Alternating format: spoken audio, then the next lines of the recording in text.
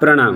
આત્માની ઉપર જ્યારે પણ કર્મ ચોંટે ત્યારે એ કર્મ ચાર ભેદવાળું થાય છે। એક પ્રકૃતિબંધ, એક સ્થિતિબંધ, એક રસબંધ અને એક પ્રદેશબંધ।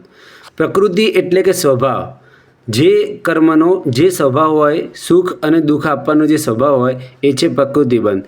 જેમ કે લોટ છે તો લોટમાંથી પૂરી બનશે, રોટલી બનશે, ભાખરી બનશે। જેમ કે કોઈક લાડવો છે તો કોઈ સૂંઠનો લાડવો હોય તો એ આપણા ગેસનો નાશ કરે, કોઈ જીરુંનો લાડવો હોય તો એ આપણો પિત્તનું શમન કરે, કોઈ લીંડી પેપરનો લાડવો બનાવ્યો હોય તો આપણા કફનો નાશ કરે, ગુંદનો લાડવો હોય તો એ આપણને શક્તિ પ્રદાન કરે। એટલે જેનો સ્વભાવ હોય જે કર્મનો એ છે પ્રકૃતિબંધ। અને પ્રકૃતિનો જે આધાર છે ને એ યોગ છે।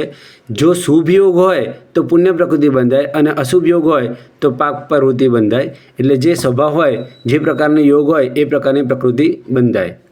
સ્થિતિબંધ એટલે જે આત્મા ઉપર રહેલું કર્મ દલિક છે એ કેટલા કાળ સુધી આત્મા સુધી જોડાયેલું રહેશે। જેમ કે લોટ છે તો લોટ કેટલા કાળ સુધી રહેશે। હવે સમજો કે લાડવો છે તો કોઈ ગુંદનો લાડવો બનાવેલો હોય તો 15 દિવસ સુધી પણ સારો રહે, બુંદીનો લાડવો ઘીનો બનાવેલો હોય તો 7 કે 8 દિવસ સુધી રહે, ચૂરમાનો લાડવો હોય તો 1 કે 2 દિવસ સુધી સારો રહે।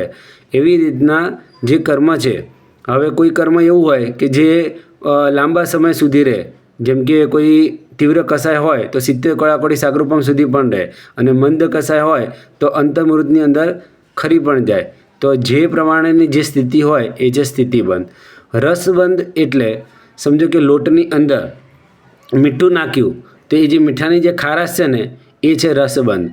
કર્મની અંદર શુભ અને અશુભ રસની જે તીવ્રતા જે છે ને એ રસબંધ। જેમ કે કોઈ લાડવા બધા જ ગળ્યા હોય, કોઈ અતિશય ગળવો હોય, કોઈ ગળ્યો હોય, કોઈ મંદ ગળ્યો હોય, તો આ જે ગળપણની જે તીવ્રતા જે છે એ જે છે રસબંધ।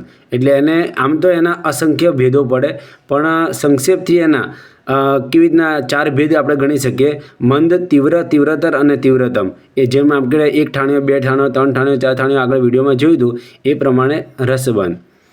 ચોથું જે છે પ્રદેશબંધ, તો કર્મ દલિકોનો જે સમૂહ જે છે ને એ છે પ્રદેશબંધ। જેમ કે લોટનો વિસ્તાર, બરાબર, હવે કેટલા દાણા નાખ્યા, મીઠુંના કેટલા દાણા નાખ્યા ને તો એ છે પ્રદેશબંધ। કર્મ દલિકોની જે સંખ્યા છે એનું જે કોઈ કર્મ કેટલું હોય એનું જે પ્રમાણ જે હોય એ છે પ્રદેશબંધ। એટલે આ જે દલિકોનો જે સમૂહ છે, બધા દલિકોનો સમૂહ એ છે પ્રદેશબંધ। હવે કોઈ વ્યક્તિ હોય, લાડવાના દ્રષ્ટાંત જોઈએ, કોઈ મોટી વ્યક્તિ હોય તેને મોટો લાડુ વાળીને આપવામાં આવે, કોઈ નાની વ્યક્તિ હોય તેને નાની લાલુડી બનાવીને આપવામાં આવે। તો આ જે કર્મ દલિકોનો જે સમૂહ છે એ છે પ્રદેશબંધ। જીનકના વિરુદ્ધ કંઈ પણ બોલાઈ ગયો હોય તો મિચ્છામી દુક્કડમ।